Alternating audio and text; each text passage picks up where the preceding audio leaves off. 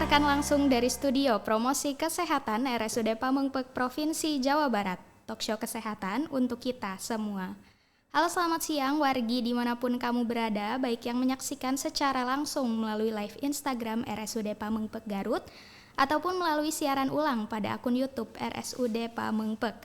Wargi, pernah nggak sih sudah makan dengan porsi yang cukup bahkan sampai kenyang, tapi badan tetap lemas kemudian jadi susah fokus?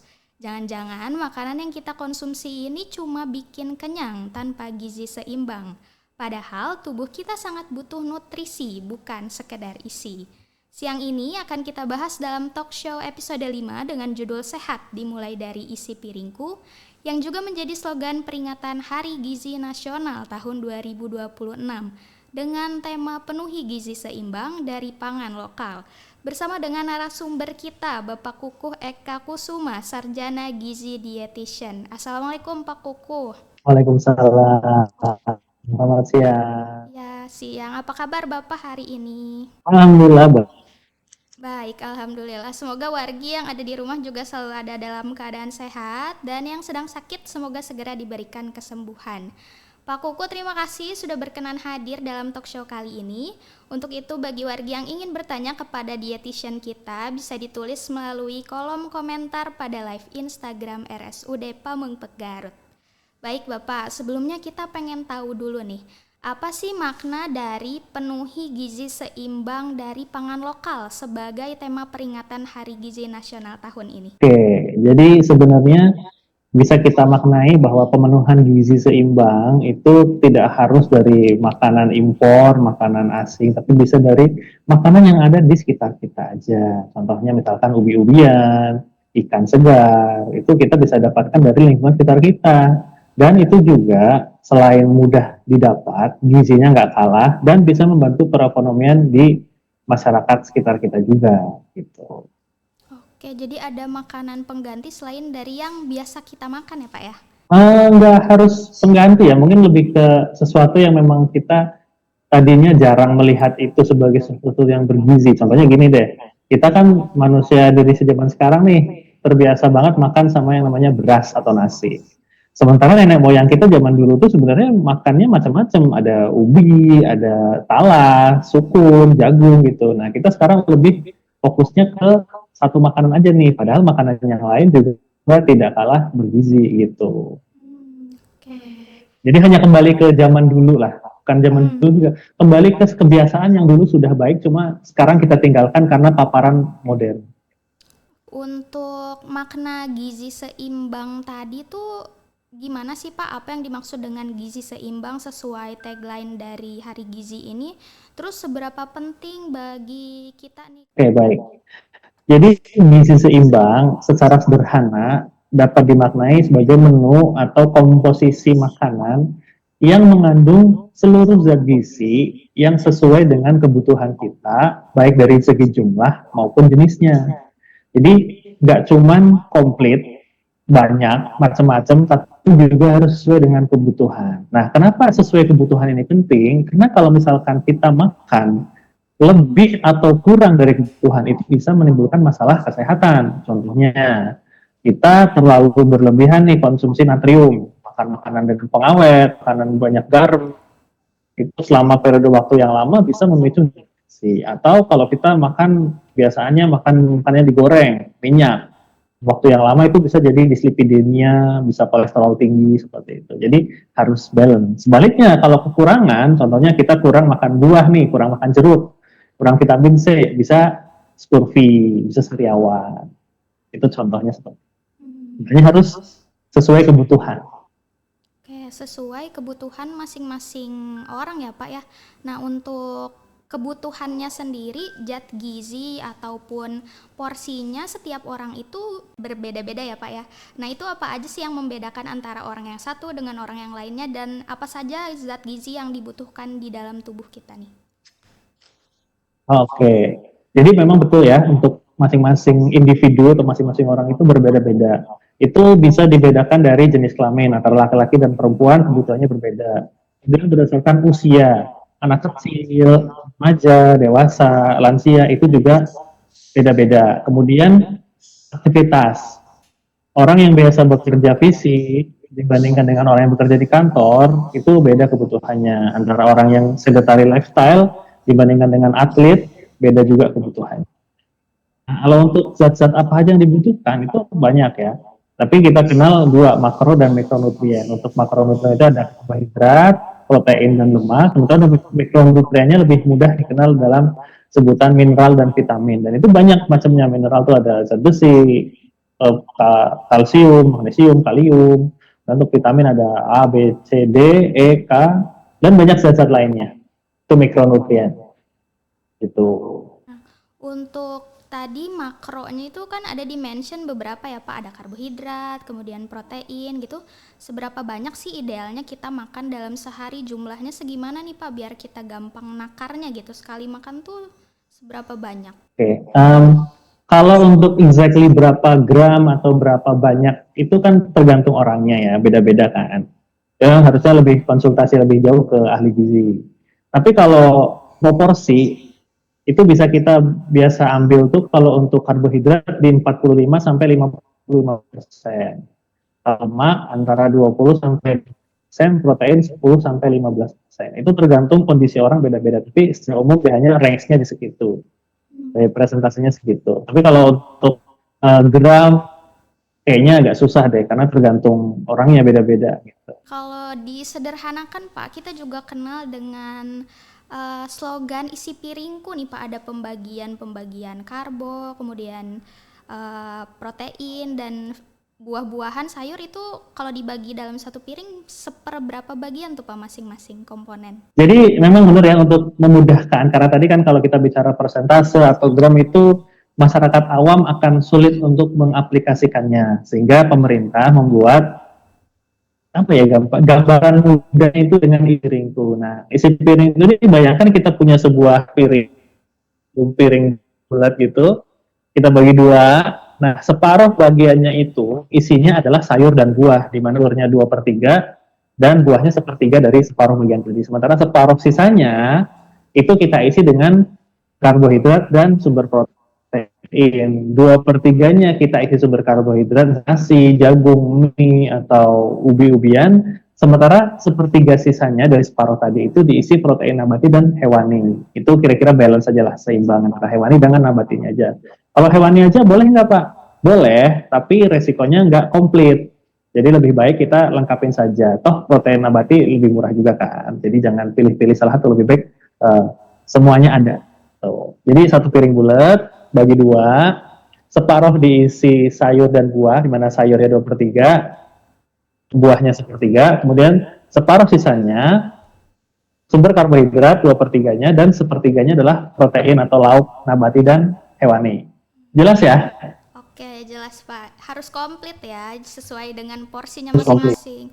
Karena selama ini Pak, kalau makan tuh yang dibajakin ternyata salah ya, kita tuh nasinya biar kenyang gitu. Iya, 1/3 lah, maksimal dari 1/3 piring lah untuk nasinya atau sumber karbohidratnya. Karena memang kayaknya orang sini harusnya banyak suka sayur orang Sunda ya. Tapi maksimal kita sarankan separohnya itu sayur dan buah dari makanan yang kita makan sehari-hari. Banyak orang Indonesia banyak kan nasi 3/4 lauk buah sama sayurnya kayak nggak tahu gitu. Iya. Itu salah ya, jangan. Harus komplit ya Pak ya tadi komposisinya. Nah selanjutnya Pak, kalau untuk makanan pokok nih kan kita kenalnya beras ya Pak ya. Nah ada nggak sih makanan pokok yang jadi alternatif kita untuk memenuhi karbohidrat selain dari beras biar nggak bosen gitu setiap hari harus makan beras, atau ada nggak sih yang bisa dimanfaatin sama kita yang sebenarnya banyak di sekitar lingkungan kita? Iya betul. Tadi udah sempat saya sebutkan beberapa ya. Kalau yang lokal nih contohnya kayak singkong, ubi jalar, kentang, itu sumber karbohidrat juga, bahkan lebih sehat karena kandungan karbohidrat per 100 gramnya lebih rendah dibandingkan nasi, sehingga kita kenyangnya dapat, tapi energinya nggak berlebihan atau kalorinya nggak berlebihan. Contoh lain mungkin ada bisa sukun. Kalau kayaknya udah jarang orang makan sukun sekarang, tapi sukun itu juga berkarbohidrat. Nah, kalau yang lain nih kayak misalkan gandum, kita sebenarnya nggak ada di sini, gandum kan impor tuh, terigu, jadi mie, roti itu sebenarnya impor. Kita bisa kurangin konsumsi itu, pakai dengan yang lokal-lokal aja. Tuh. Oke. Jadi ada singkong, ubi, sukun, talas kalau pernah nyobain talas, gembili kalau orang Jawa tuh tahu nyebutnya gembili, kalau di sini mungkin apa ya, macam ubi yang agak banyak akarnya. Sagu juga bisa. Tapi sagu kan nggak awam di daerah Jawa ya, sagu tuh Indonesia Timur mungkin. Tapi itu juga sama bang. Singkong, ubi kandungannya sama-sama karbohidrat ya, tapi kita biasanya itu bukan jadi makanan pokok, Pak. Jadi cemilan biasanya digoreng gitu dan sisanya tetap makan nasi. Ya, kalau gitu Milan memang biasanya diolahnya pakai minyak atau gula biasanya. Contohnya tadi singkong goreng, ubi goreng, atau pakai gula misalkan diisi gula tengahnya jadi kayak timus nyebutnya atau nagasari kita bikin pakai singkong. Memang jatuhnya dapetin aja. Ya oke, okay, no problem. Cuma emang nggak biasa dijadikan makanan pokok, sebenarnya bisa aja. Kita itu terbiasa makan seolah-olah karbo dan lauk itu harus bareng. Padahal nggak juga kalau misalkan kita mau makan karbonya dulu nih, karena misalkan nggak biasa makan singkong dengan lauk, makan singkong rebusannya aja dulu.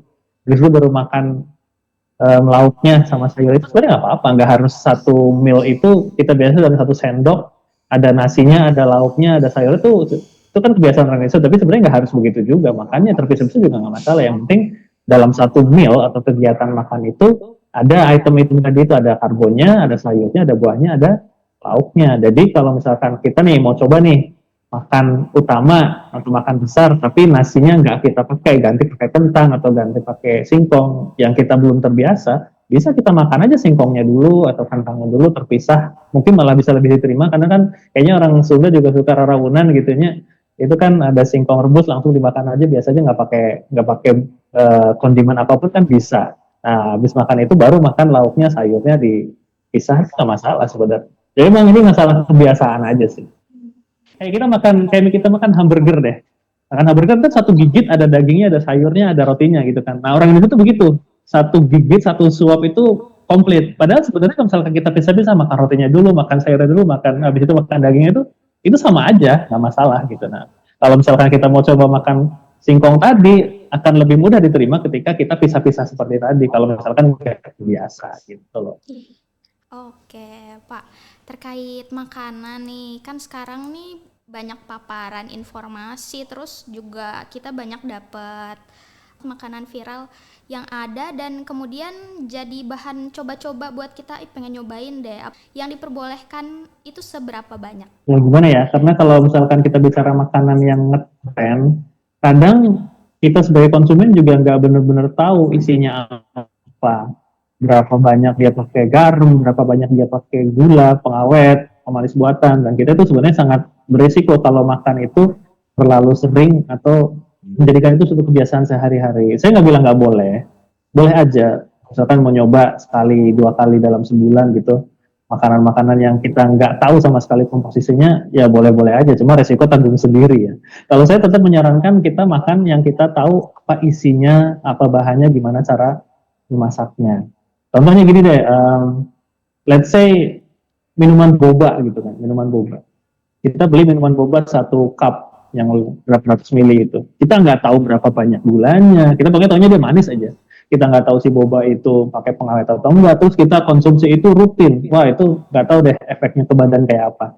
Kalau buat sekali-kali, sekali sebulan, 2 kali, mungkin masih oke lah, masih bisa. Ada organ-organ yang bisa kita andalkan untuk detox. Tapi kalau terlalu sering saya nggak sarankan. Tetap yang terbaik adalah makannya kita masak sendiri atau kita tahu minimal isinya apa, bagaimana cara membuat. Gitu sih. Oke, Pak. Tadi sempat di-mention ada gula, garam, dan lemak dalam makanan yang kita nggak tahu ya Pak itu komposisinya apa. Ada batasan nggak sih Pak seberapa banyak gula, garam, dan lemak yang boleh masuk dalam sehari buat kita nih? Ada batasannya. Jadi pemerintah juga sudah menetapkan, ini juga sesuai dengan standar WHO. Ada singkatannya gampang, GAGILS. Itu sebenarnya tulisannya G4, G1, L5. Di mana G4 itu adalah gula 4 sendok makan, garam 1 sendok teh, dan lemak 5 sendok makan. Jadi kita baca GAGILS gitu.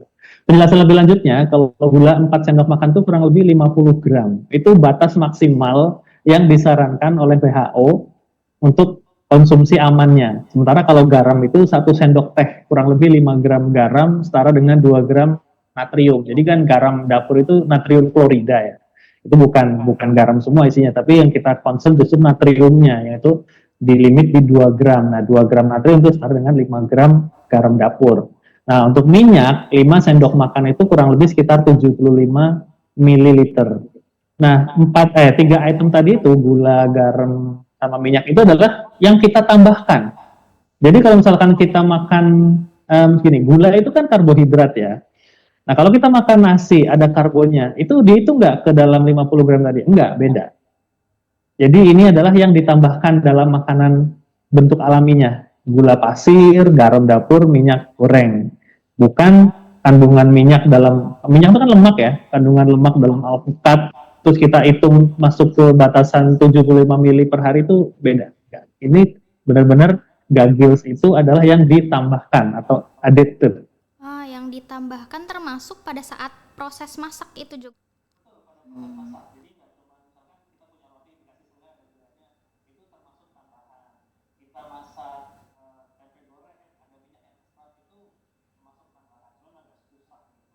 Hmm.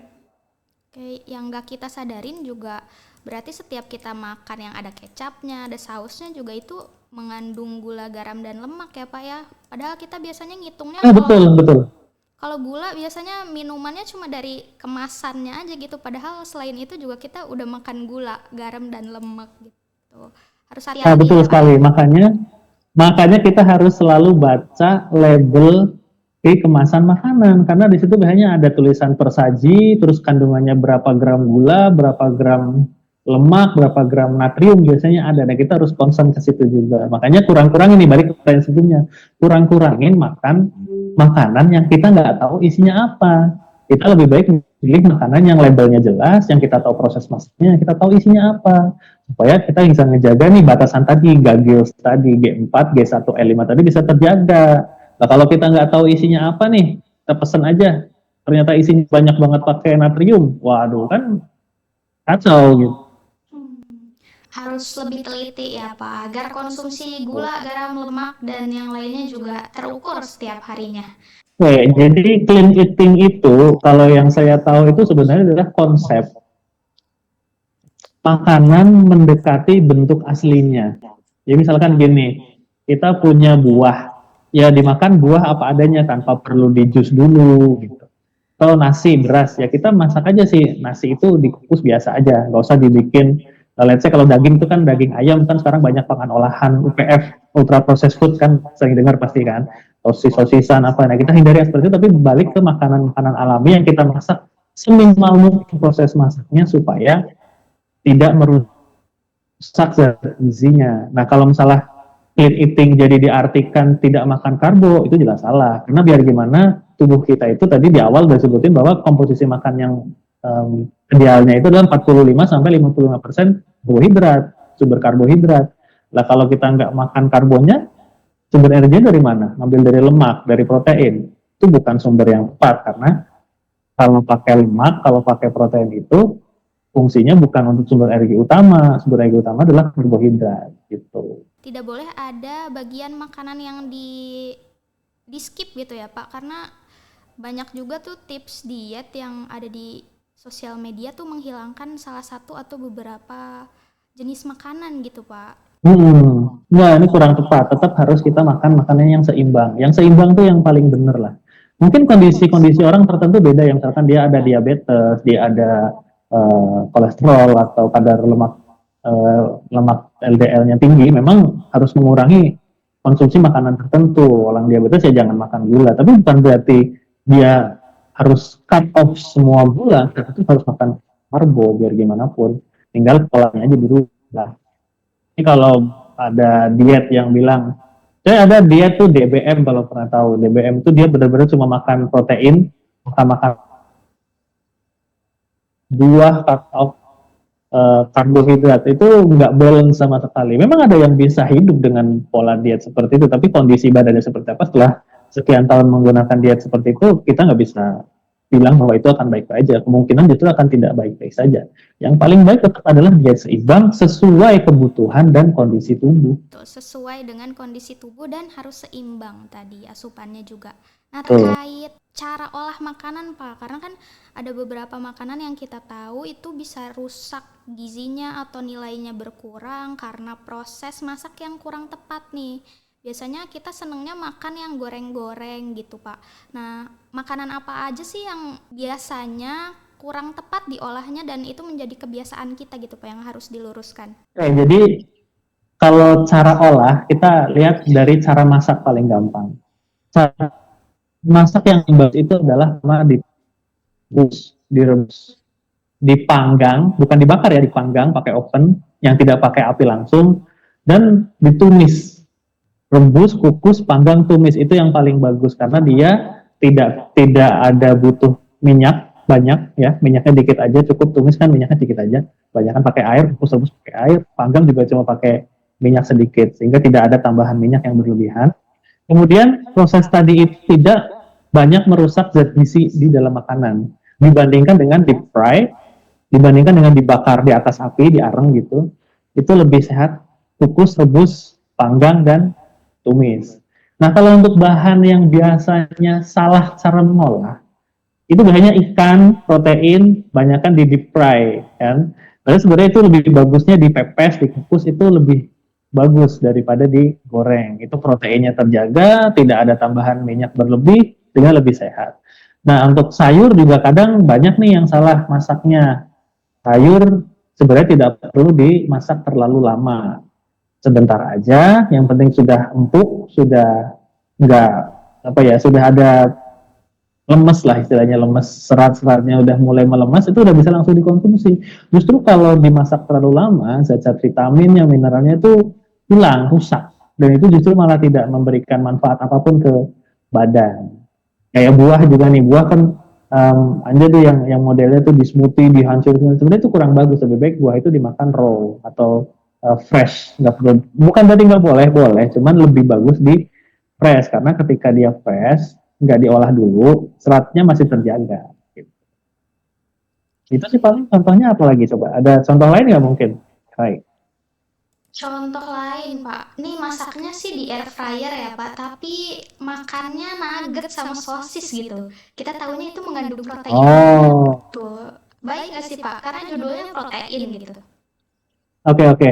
Sebenarnya kalau air fryer tuh pakai minyak nggak sih? Nggak kan ya? Enggak. Ataupun Nah, sedikit jadi disemprot aja sih, Pak.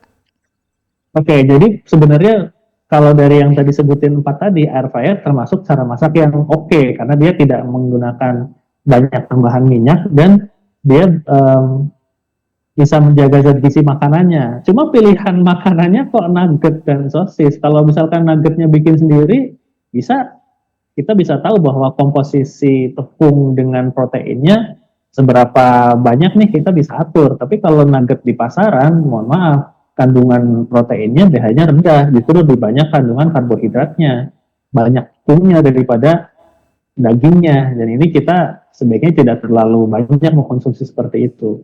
Itu kan termasuk ultra processed food, artinya makanan yang sudah melalui banyak sekali proses pengolahan. Kalau kita bikin nugget sendiri kan cuma di blender sendiri, dikasih tepung, lalu digoreng atau disimpan di freezer, digoreng kemudian dengan menggunakan sedikit minyak atau kayak air fryer tadi, lebih sehat. Jadi intinya balik ke yang tadi, bahwa kita harus tahu kandungan makanan kita apa dan cara pengolahannya. Tadi di barusan kita bahas cara yang tepat itu direbus, terus tumis atau dipanggang. Terus goreng boleh nggak? Ya boleh, tapi jangan terlalu sering. Lebih baik tempat cara tadi. Air fryer ini termasuk metode yang baru, banyak yang belum tahu juga. Itu juga termasuk cara yang oke karena pakai minyaknya sedikit gitu sih. Agar konsumsi lemaknya juga lemak hariannya nggak terlalu banyak. Nah, Bapak, kalau untuk makan itu kan biasanya kita punya jadwal menetap nih pagi, siang, dan juga malam ya ataupun sore. Nah, di antara waktu-waktu itu biasanya kita tuh nyemil gitu, Pak. Nyemilnya macem-macem, kadang kerupuk, buah. Nah, itu tuh seberapa banyak sih, Pak, porsi yang diperbolehkan untuk cemilan di antara jeda makan itu biar kita juga nggak kebablasan gitu.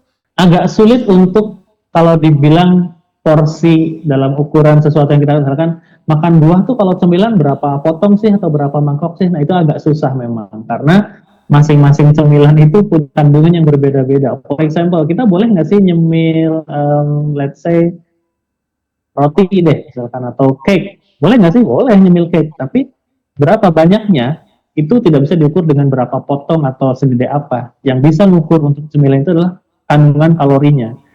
Disarankan untuk cemilan itu tidak lebih dari 200 kalori, antara 100 sampai 200 kalori itu rasanya. Nah, sekarang pertanyaannya balik lagi, kalau buah berarti berapa banyak ya? Kira-kira buah sedapat 200 kalori itu berapa banyak? Saya kasih contoh deh, misalkan kalau pisang itu, pisang Ambon, satu buah pisang Ambon itu sekitar 75 sampai 100 kalori, tergantung ukurannya besarnya gede apa. Atau buah jeruk itu sekitar 70 kalori yang sedang, yang sekilo isi 7 atau isi 6 itu satu bijinya sekitar 70 kalori. Jadi belum nyampe nih kalau targetnya ke 200 kalori maksimal sekali nyemil. Jadi itu cukup oke. Tapi kalau kita bandingin lagi nih dengan apa ya, cemilan bala-bala misalkan, bala-bala satu biji yang harga 1.500 2.000 itu, satu biji mungkin sampai 150 kalori karena minyaknya luar biasa banyak, udah itu tepung juga kan. Nah, makan dua biji udah lebih dari kapasitas nyemilnya tadi 200 kalori, padahal perutnya belum kenyang gitu kan. Jadi yang ya untuk mengukur berapa piring atau berapa potong itu agak susah, tapi kita bisa tetapkan bahwa kalau nyemil itu antara 100 sampai 200 kalori. Terus gimana dong ya kalau misalkan kita makan cemilan yang ada di kemasan nih, misalkan makanan pabrikan itu kan kelihatan berapa kalorinya ada, kita ikutin sesuai dengan kebutuhan kita di maksimal 1 sampai 200 kalori. Kalau buah lebih relatif gampang karena buah dasarnya memang tidak terlalu tinggi kalori. Gitu. Hanya ada namanya URT atau ukuran rumah tangga. Teman-teman bisa cari di internet apa sih ukuran rumah tangga.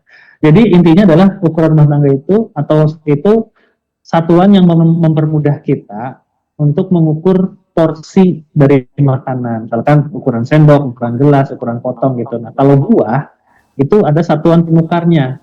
Jadi buah yang berbeda kalau ukurannya disesuaikan dengan satuan penukarnya itu isinya akan sama. Misalkan satu buah jeruk itu kalorinya kurang lebih sama dengan satu buah pisang. 200 gram semangka kurang lebih sama dengan 150 gram melon gitu. Itu satuan penukar. Jadi dengan berat yang berbeda, buahnya apa, itu isinya bisa sama. Nah, itu nanti teman-teman bisa cari di internet, itu ada daftar bahan penukar, itu udah diterbitkan dari Kementerian Kesehatan. Macam-macam lah, banyak versinya, yang terbaru juga ada, 2022 kalau nggak salah, dicek aja. Nanti bisa dipelajari teman-teman, jadi tahu nih, oh kalau buah segini tuh isinya sekian kalori itu setara dengan buah apa sekian kalori isinya. Jadi nggak semuanya 100 gram ya, nggak semuanya 100 gram, beda-beda. Buah tuh ada dua ya, buah yang bulat-bulat, ada buah yang dipotong-potong kan. Kalau buah yang bulat-bulat kita makan kayak misalkan pisang, jeruk, apel itu sebenarnya ukurannya kan nggak beda-beda jauh. Nah itu kalorinya sebenarnya mirip-mirip. Tapi kalau buah yang potong-potong nih agak repot karena ketika udah dipotong-potong, kesannya kita baru makan sedikit ternyata udah banyak gitu loh. Ya. Harus teliti intinya ya Pak ya, dengan memperkirakan apa yang kita masuk dan seberapa banyak. Ini Pak, udah ada masuk pertanyaan dari Wargi. Dari akun Bagus, izin bertanya Pak, bagaimana cara mengatasi anak yang makannya itu-itu aja? Cuma makan makanan kesukaannya aja, sedangkan makanan itu kan harus seimbang dan lengkap. Gimana nih Pak? Oke, makanan anak yang makan itu aja, penyebabnya tuh macam-macam. Pertama kita harus tahu sebabnya dulu apa. Dan itu cuma orang tuanya yang ngerti sebenarnya. Tapi kalau kita mau, karena ini sesinya sesi talkshow ya, kita jawab secara simpel aja, tips-tipsnya aja deh, biar kira-kira anak tuh mau makan macam-macam tuh apa ya gitu ya. Pertama, kita sebagai orang tua harus contohin. Anak itu pada dasarnya nggak tahu apa yang baik buat dirinya. Dia cuma tahu apa yang dia inginkan. Nah, kita sebagai orang tua yang harus kasih contoh apa yang baik buat dirinya. For example, kalau orang tuanya nggak pernah makan buah, maka jangan berharap anaknya akan doyan buah. Kalau anaknya nggak pernah makan ikan, orang tuanya nggak pernah makan ikan, jangan harap anaknya akan doyan makan ikan. Gitu. Jadi pertama orang tua harus kasih contoh mana yang makanan yang baik, gitu ya. Yang kedua adalah suasana. Kadang anak itu bisa beda mood makannya kalau suasananya berbeda. Dan ini banyak diskursusnya, ada yang bilang katanya, makan nggak boleh sambil nonton TV, makan nggak boleh sambil baca buku, makan nggak boleh sambil main HP. Betul, memang semakin banyak distraksi itu cenderungannya akan mengganggu anak untuk makan. Tapi ada beberapa anak yang memang nggak bisa kalau nggak distract seperti itu, dan itu sah-sah saja kalau misalkan metodenya seperti yang penting dia bisa memakan sambil pelan-pelan diarahkan ke metode atau cara makan yang benar. Ada tuh makan sambil digendong gitu. Itu emang nggak baik. Tapi kalau memang saat itu dia harus ngejar makan dan bisa cuma digendong, ya kita harus bukan itu, nggak apa-apa. Sambil pelan-pelan kita rubah kebiasaannya supaya bisa makan sambil duduk, makan sambil diem gitu. Jadi yang ketiga saya pikir anak itu semakin besar umurnya bisa disounding atau diajak bicara, diajak bikin aturan. Nah, dengan aturan yang tegas, yang konsisten, itu akan lebih mudah untuk mengarahkan anak bisa makan sesuai kebutuhannya. Jadi pertama orang tua nyontohin, dua buat suasana yang anak itu suka atau moodnya bagus buat makan, yang ketiga aturannya yang disiplin gitu. Jangan jangan ketika anaknya rewel terus kita nggak mau kita nih mau coba misalkan mengenalkan makan sayur, anaknya rewel nggak mau terus kita nyerah, kita kalah sama anak, nggak bisa, karena anak itu baik lagi nggak tahu apa yang baik buat dirinya, dia cuma tahu apa yang dia inginkan gitu. Jawaban dari Pak Kukus semoga menjawab pertanyaannya. Dan selanjutnya nih Pak, tadi di-mention juga nih manfaat makanan bagi fisik kan ya, kalau kurang bisa menimbulkan penyakit tertentu. Dan ada nggak sih Pak manfaat makanan untuk mental nih Pak? Itu betul, itu betul. Secara gampangnya gini, kalau kamu makan sesuatu yang enak, kamu happy loh, bahagia kan? Iya, yeah. Sesimpel itu. Kalau jadi makanan yang enak itu memang bisa bikin bahagia. Tadi sebutin contohnya pengen makan manis. Ya makan manis itu memang bisa menghasilkan hormon tertentu yang bikin kita bahagia. Dopamin itu bisa. Terus let's say minum teh sore-sore, suasananya lagi mendung-mendung hujan gitu kan, bikin relax, bisa. Jadi memang makanan itu bisa mempengaruhi mood kita. Makanya pilihlah makanan-makanan yang enak, yang kita suka. Tapi kitanya juga harus dibikin mindsetnya bahwa yang kita suka itu harusnya semuanya, jangan pilih-pilih. Jadi antara antara mind pikirannya dengan realitanya harus samain. Jangan saya sukanya cuma itu aja. Tapi kita juga harus setting bahwa yang kita suka itu harusnya bukan cuma itu, tapi semuanya. Sehingga ketika kita sudah punya mindset bahwa semua makanan itu enak, apapun yang kita makan kita akan bahagia. Dan kalau kita bahagia, ya kita akan lebih sehat gitu. Selanjutnya Pak, ada pertanyaan lagi nih. Tips makan sehat buat Gen Z katanya yang males atau sibuk kan biasanya cuma makan makanan instan tuh sekarang banyak. Sebenarnya makan makan beli, kita sebutnya makan beli ya. Makan beli itu nggak salah lah. Tapi belinya di mana dulu? Misalkan nih saya juga pernah jadi orang yang sebelum berumah tangga gitu ya, sibuk pulang sore, pulang malam, bahkan dulu sampai pulang jam 11 malam karena dinasnya harus sampai malam.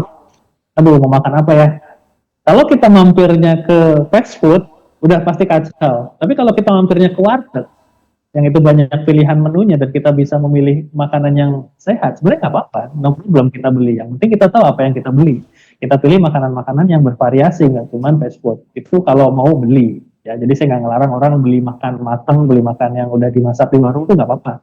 Yang penting pilihan makanannya yang sesuai, yang sesuai kebutuhan, yang seimbang, jangan fast food. Nah, terus gimana nih kalau kita mau mencoba nggak beli, mau masak aja tapi yang sehat, tapi tetap praktis di tengah kesibukan. Kita bisa coba pakai pre-cook ya, prepare food. Jadi misalkan kita lagi hari Minggu nih, hari libur, kita siapin masakan-masakan yang udah ready, udah siap tengah mateng, udah tinggal numis atau tinggal memanaskan aja. Taruhnya di freezer nggak apa-apa. Makanan kalau udah disimpan di freezer bisa tahan sampai 3 bulan kok. Bahkan tanpa pengawet tuh bisa. Nah, kalau sayur-sayurnya gimana nih ya? Sayur taruh aja di kulkas, sayur-sayur segar, kita tinggal kukus aja sebentar atau rebus sebentar tuh udah cukup jadi meal kita, nggak masalah. Itu kan simple. Misalkan, let's say kalau saya dulu suka tuh ngungkep ayam dipotong-potong, terus kita bumbuin, direbus sampai mateng. Jadi ketika kita mau makan tinggal dipanasin, bisa digoreng, bisa tinggal dipanggang gitu dengan minyak dikit bisa. Tapi setelah diungkep langsung kita masukin aja ke freezer. Kita keluarin pas kita mau butuh makan aja. Nah, itu kan praktis cepet, nggak nyampe 10 menit udah ready to serve gitu kan. Gitu sih paling caranya. Oke, gitu ya Pak, cara mensiasati biar kita juga nggak makan makanan yang instan aja. Nah, selanjutnya Pak, ada juga pertanyaan tentang makan makanan yang belum mateng Pak. Kayak telur misalnya, banyak orang kan yang suka makan telurnya tuh setengah mateng, request kalau beli di luar tuh dibikin sengaja masih meleleh gitu. Itu aman nggak sih Pak?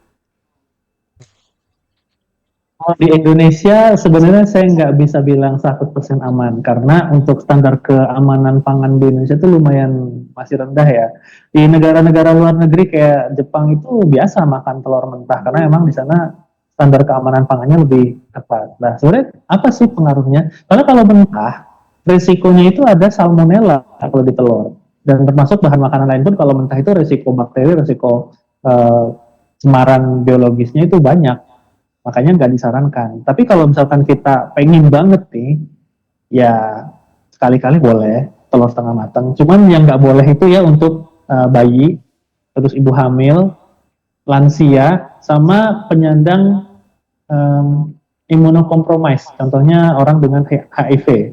Itu nggak boleh makan telur mentah karena sangat berisiko sekali. Tapi kalau kita orang dewasa yang sehat, sekali-kali masih oke lah. Tapi jangan yang cair banget mentah ya, setengah matang lah. Setengah matang atau 3/4 matang masih oke. Cuman memang tidak disarankan terlalu sering karena itu standar keamanan makanan di situ masih rendah sehingga salmonella di telur itu masih awam terjadi, masih banyak. Beda dengan negara-negara lain yang lebih advance gitu sih. Nah, selain telur Pak, ada nggak sih makanan lain atau jenis protein lain yang sebaiknya dimakannya dalam keadaan matang aja? Ikan ya, saya pikir ikan, terus ayam itu harus 100% matang, nggak boleh ayam tuh, bahkan di luar negeri pun nggak ada orang menyajikan ayam setengah matang, ayam tuh harus benar-benar matang.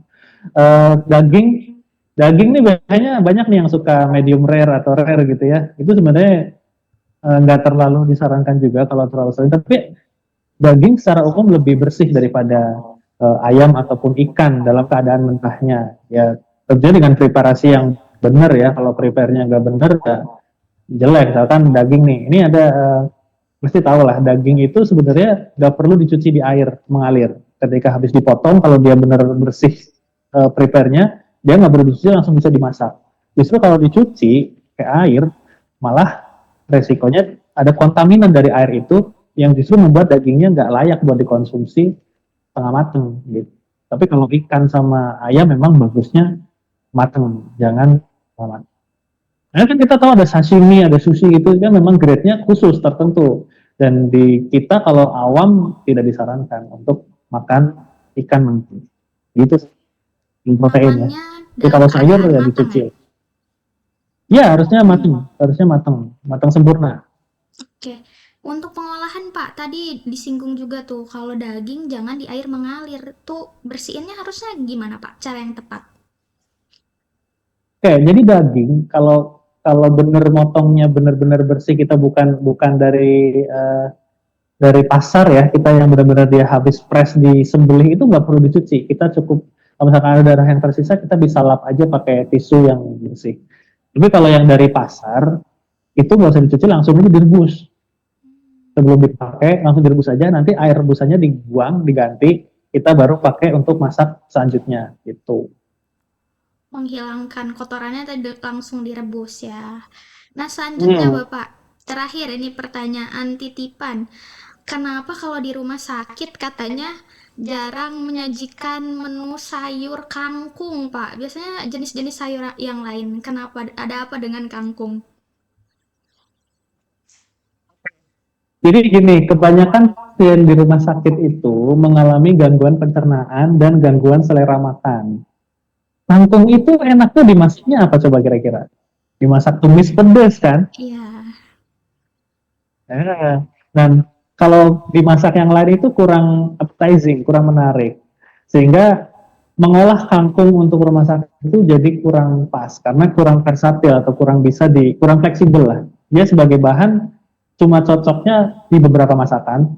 Kemudian kandungan seratnya juga sangat tinggi, which is itu nggak bisa dikonsumsi oleh orang yang mengalami gangguan pencernaan. Kebanyakan orang di rumah sakit itu mengalami gangguan pencernaan, entah itu konstipasi, entah itu diare. Makanya nggak disarankan makan kangkung.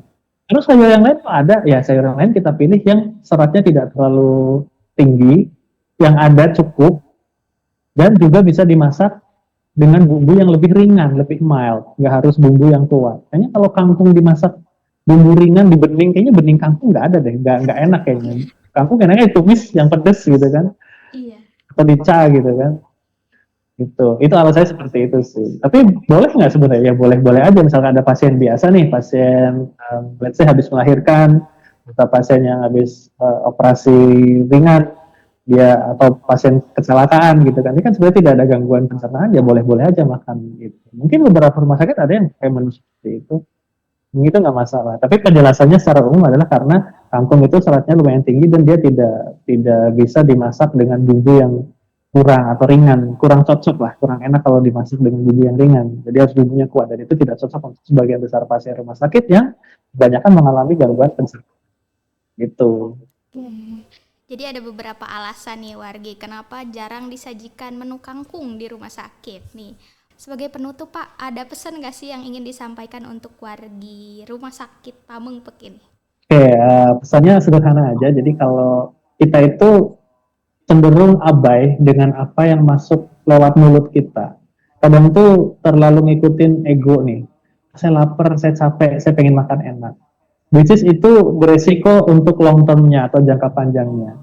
Mulailah dari sekarang lebih aware untuk apa yang masuk ke dalam tubuh kita. Karena kesehatan itu baru kerasa berharga kalau udah hilang, kalau udah kena nih sakitnya.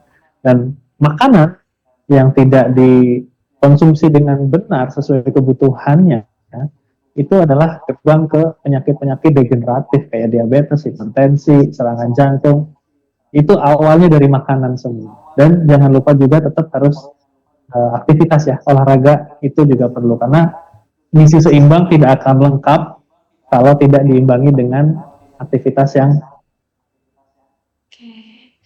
Itu pesan dari Pak Kukuh yang harus kita ingat sama-sama. Baik, terima kasih Pak Kukuh sekali lagi sudah berbagi ilmu hari ini. Dan bagi wargi juga terima kasih sudah menyimak sampai akhir obrolan kita. Semoga bermanfaat. Dan tips yang diberikan Pak Kukuh bisa diterapkan dalam kehidupan sehari-hari. Terima kasih Bapak, sampai jumpa di episode selanjutnya. Salam sehat.